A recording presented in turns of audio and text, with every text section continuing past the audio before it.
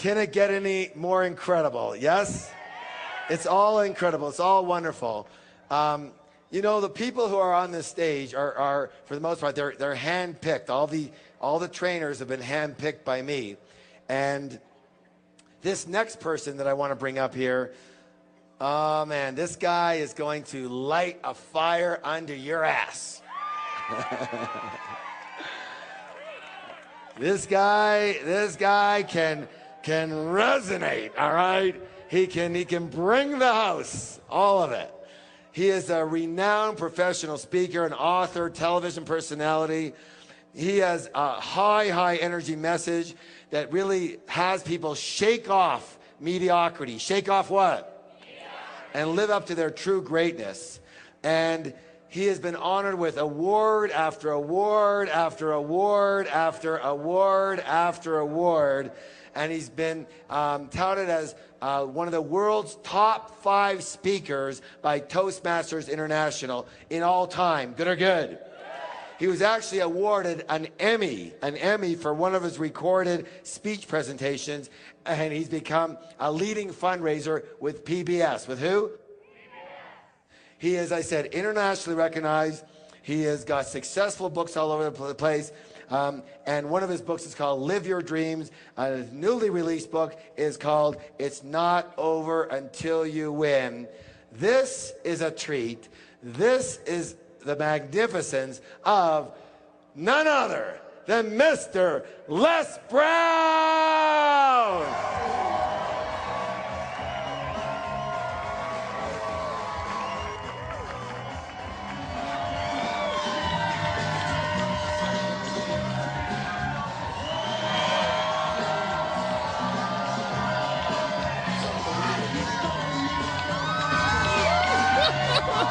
All right, let's get to it.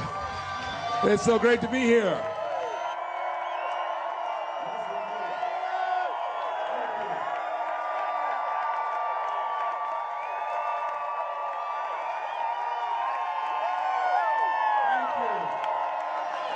Well, let's get to work. All right, thank you. Let's get to work. You are beautiful. I'm so excited to be here. I'm very honored to be invited here by a man that I consider an icon when it comes to personal empowerment, a man who is truly a Renaissance man who's ahead of his time and having the vision and the dream to create a Woodstock of the mind. He's making history. T. Harv Eckert, let's give him a round of applause. Let's give it to him. Thank you so very much. Yes. And I consider him a personal coach, an example of what we all can be when we make up our minds of living from our greatness as opposed to our fears. How many of you have some major goals you'd like to achieve? Raise your hands, please. Very good. I like to ask that question. There's no saying that if you aim at nothing in life, you hit nothing dead on the head. I've been looking at my life and reflecting on my life because 10 years ago I was diagnosed with prostate cancer. I stand before you because of God's grace and mercy and faith, and knowing that as we work together, as we believe in the possibilities of the fact that healing takes place first within, then without, the possibility is unlimited of what we can do. I'm going to do a national tour called You Are More Powerful Than Cancer. One of the things I think doctors should never tell anyone they're terminally ill. I think what they should say is that my knowledge and ability to help you has terminated.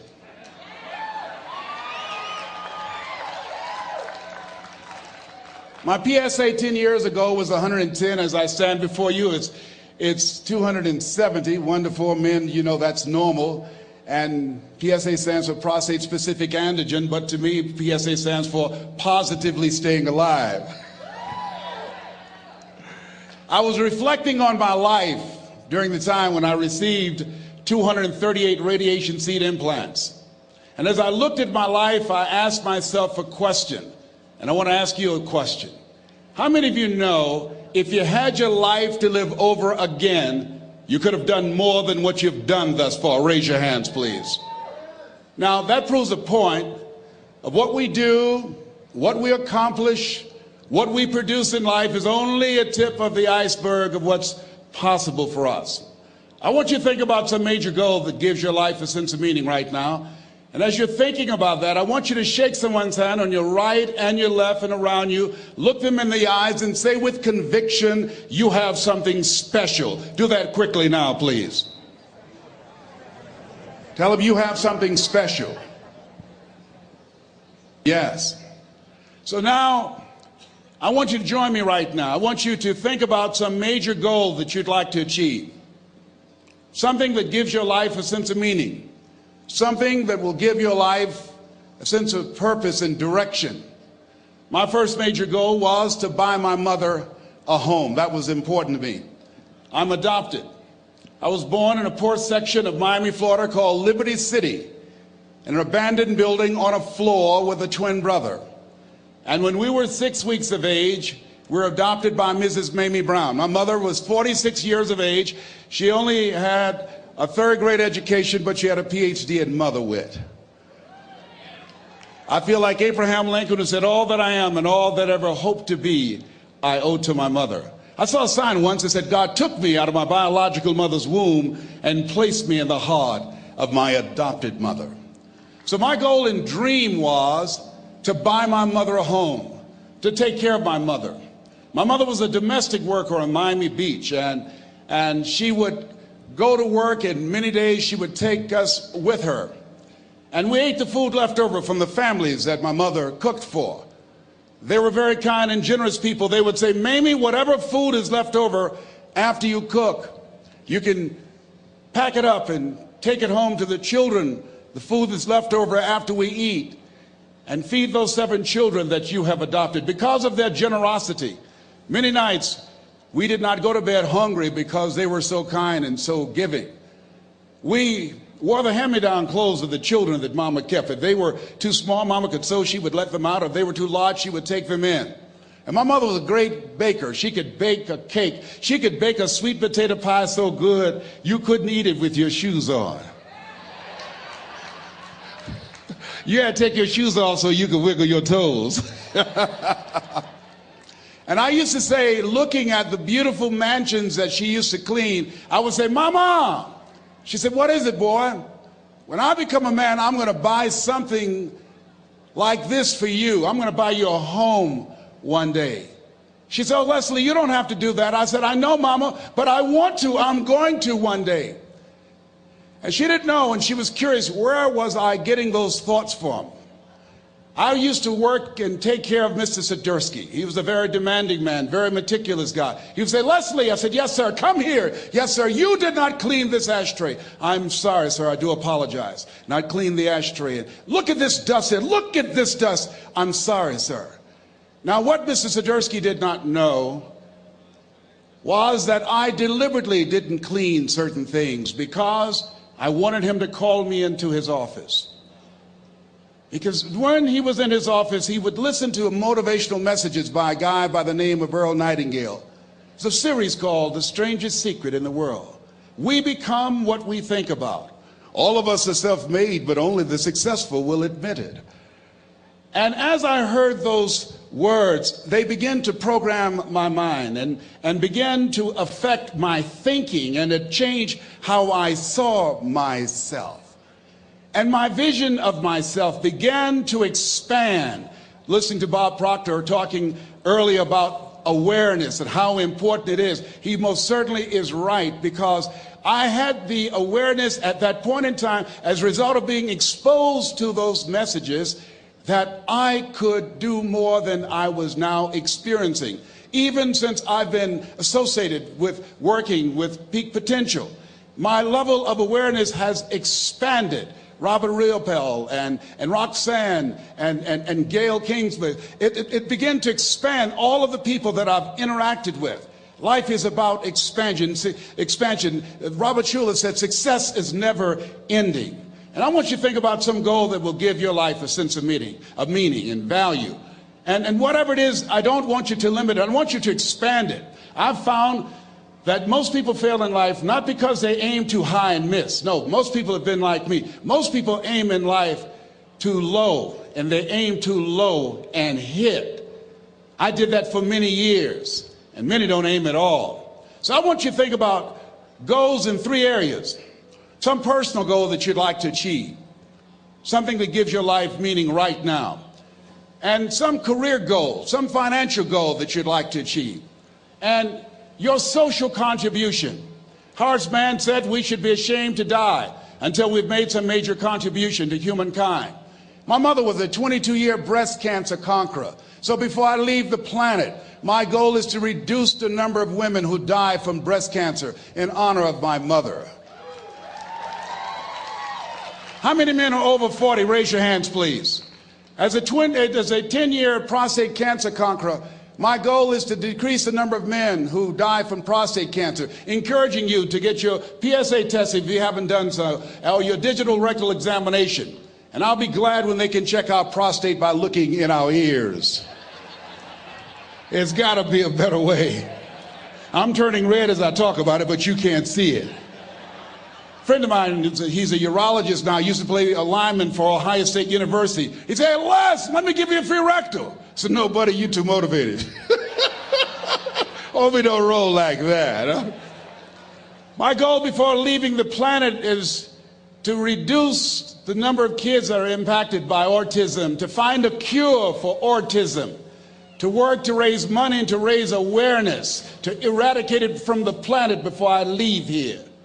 What's your goal? What's your dream? What is it you want to do with your life? Dr. Joelle Martin said something that I love. She said, "What would the world be like if everybody lived their dream?" Here's what I've found about life. It's not as complicated as I used to make it. I think that life is about dreams and stories. Everything that exists, the world at one time was barren, but everything that exists, hotels, planes, they weren't here. Everything that we see every day, computers, all of the things that we see, someone had a dream. Someone had a dream of a person standing on stage and their voice being amplified so they don't have to scream and yell and can be heard by thousands. Someone had that dream of how to transport us from one place to the other quickly and safely. The clothes you have on, where you're now seated, all came out of somebody's dream, the world's greatest achievement. What is your dream? I said that you have something special. I didn't say that just to be kind. I said it because it's true. You are God's chosen vessel. You were chosen, 1 out of 400 million sperm. You have something in you that when you were chosen, when you showed up, there's something in you that if you don't do it, all of us will suffer. Repeat after me, please. Live full. Die empty. Let's say it again. Live full. Die empty. Dr. Howard Thurman, one of the mentors of Dr. Martin Luther King Jr.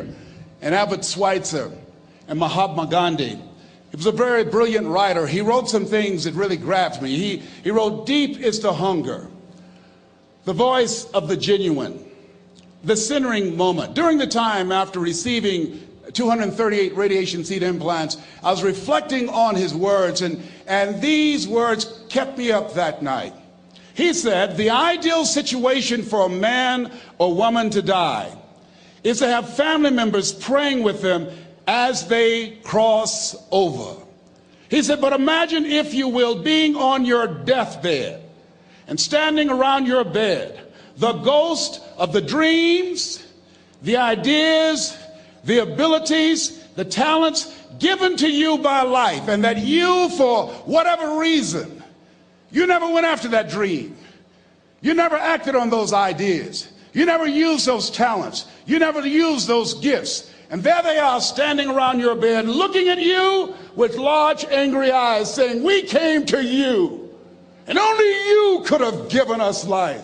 And now we must die with you forever.'" And the question is, if you died today, what dreams, what ideas, what talents, what books, what music, what leadership, what voice will die with you? Miles Monroe, great orator and speaker, said the wealthiest place on the planet, it's not in the Far East where there's oil in the ground. It's not in South Africa where there are diamond mines. He said the wealthiest place on the planet is the cemetery. Because there you'll find greatness that we've never seen. There you'll find talent and genius and potential never actualized. Perhaps that's why Henry David Thoreau wrote the words, "Oh God, to reach the point of death, only to realize that you've never lived." Maybe that's why some unknown writer wrote the words, "What if you live your whole life only to discover that it was wrong? That it was wrong. That you were chosen to do something else and you didn't do it." Repeat after me, please. Live full. Die empty. I want you to take some notes and some things, and I want you to think about your goals and dreams in the three categories that I mentioned: personal, professional, and your social contribution. How many of you are serious about your goals and dreams? Raise your hands, please. Thank you very much. How many of you don't want to take your dreams to your grave with you? Raise your hands, please. Very good. Shake someone's hand on your right and left. Look them in the eyes and say, "Get out of your head and step into your greatness." Do that right now, please. Say, "Get out of your head and step into your greatness." I want you to write this down. Let us say together, as you think about your goals and dreams, let us say together, "It's possible," together, please. Yes, write that down. See, ladies and gentlemen, as an entrepreneur, I've been an entrepreneur for 20 years. It's my 21st year. I could have been speaking and training for 34 years. But for 14 years, I was living in my head. For 14 years, I stopped myself. For 14 years, I used to go see Zig Ziglar, that I considered the #1 motivational speaker on the planet. Zig Ziglar and Tony Robbins, they're the best on the planet. Bob Proctor, they're the best on the planet. Jack Canfield, Mark Victor Hansen, T. Harv Eckert. I would go and see them, and then I would leave, and my conversation with myself was, my heart would say, "I can do that." And then my mind would ask, how? How would you do that, Les Brown? See, when I was in the 5th grade, I was identified as EMR, labeled educable, mentally retarded. Put back from the 5th grade to the 4th grade. I failed again when I was in the 8th grade. I have no college training. And a man changed my life, and I'll never forget his name, Mr. Leroy Washington. He's in his 80s now, and he's blind from glaucoma, but he gave me a different vision of myself. I was in his class waiting on another student. He came in and said, "Young man, go to the board and work this problem out for me." I said, "Oh, sir, I can't do that." He said, "Why not?" I said, I'm not one of your students." He said, "Look at me." "Yes, sir. Go to the board and work the problem out anyhow." I said, "Sir, I can't do that." He said, "Why?" I said, "Sir, because I'm educable, mentally retarded, sir. I'm in special education." And the students started laughing. They said, "That's Leslie. That's not Wesley. He's DT. Wesley is the smart twin." He said, "What does DT stand for?" I said, I'm the dumb twin, sir." And as the students laughed at me, he came from behind his desk, he looked at me and he said, "Don't you ever say that again. Someone's opinion of you does not have to become your reality."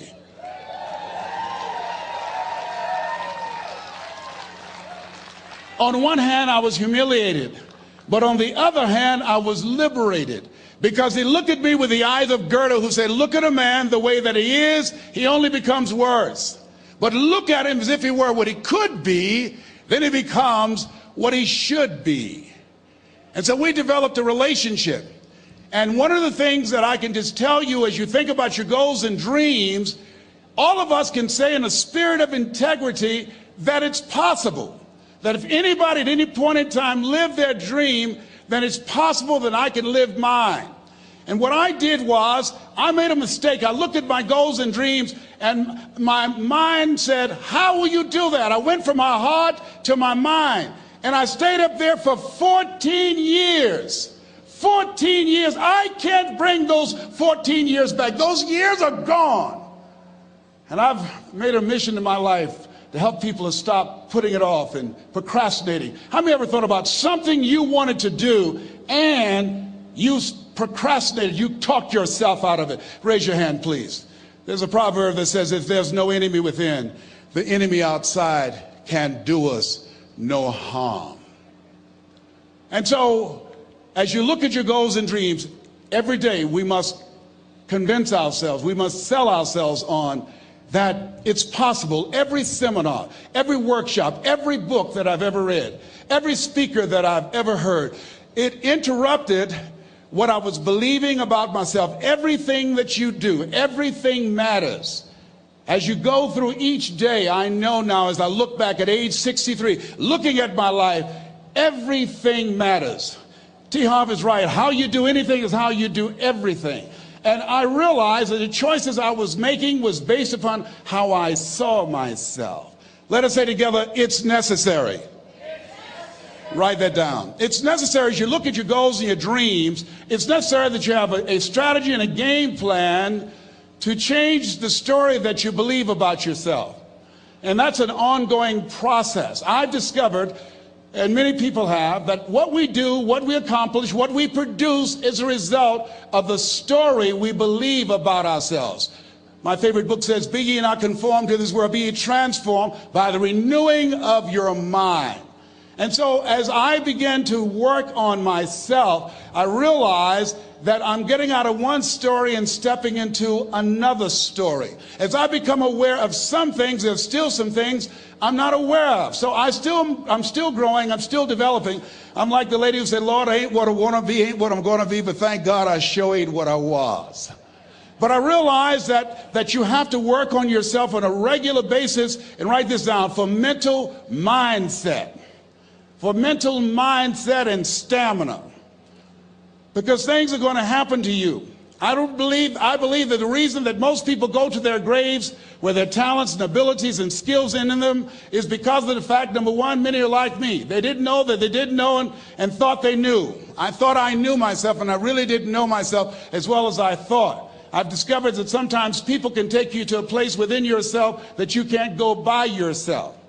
The other reason is I was afraid. I never worked for a major corporation. I wanted to speak for corporations. I was afraid I would be exposed because I don't have a college education. I felt inferior because of the fact that I don't have a college education. I allowed that level of fear of failure to stop me. And because I never had any experience in it, I assumed that I could not do it.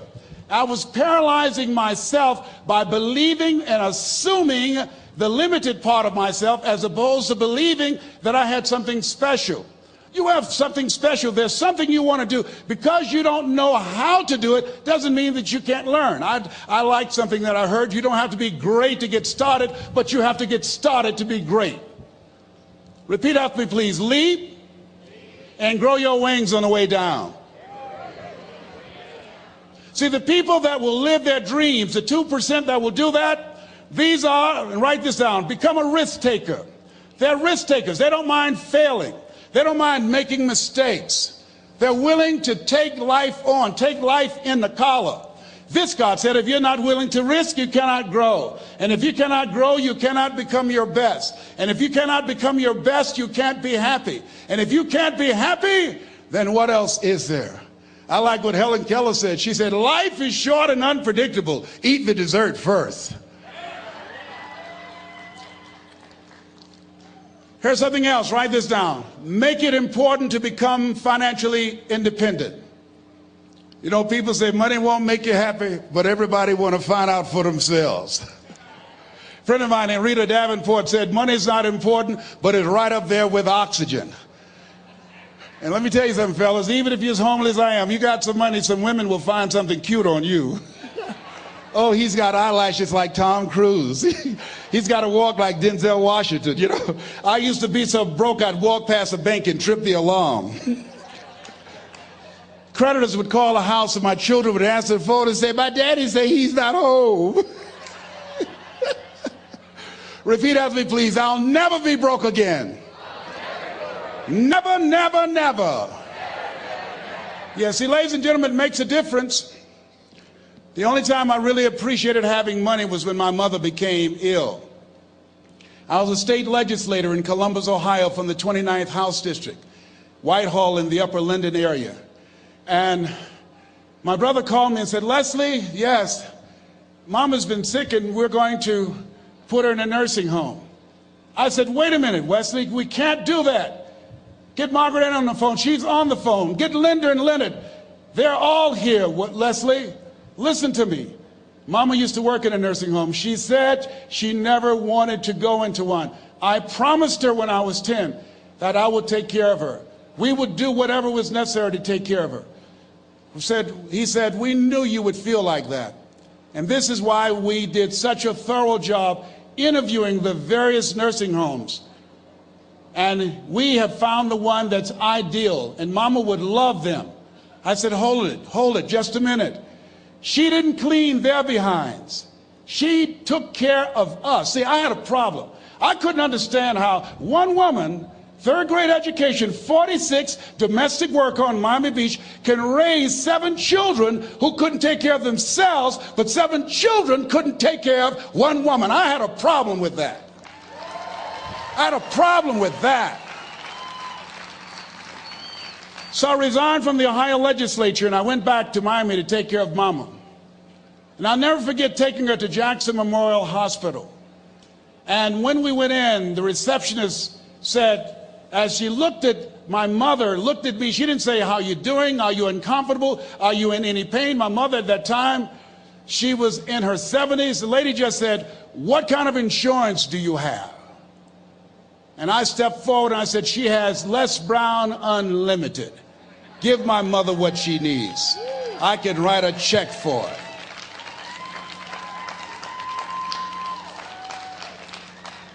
It gives you choices. It determines the difference in life and death, ability to afford health care, the quality of education that you can provide for your children, the ability to make a difference in the community.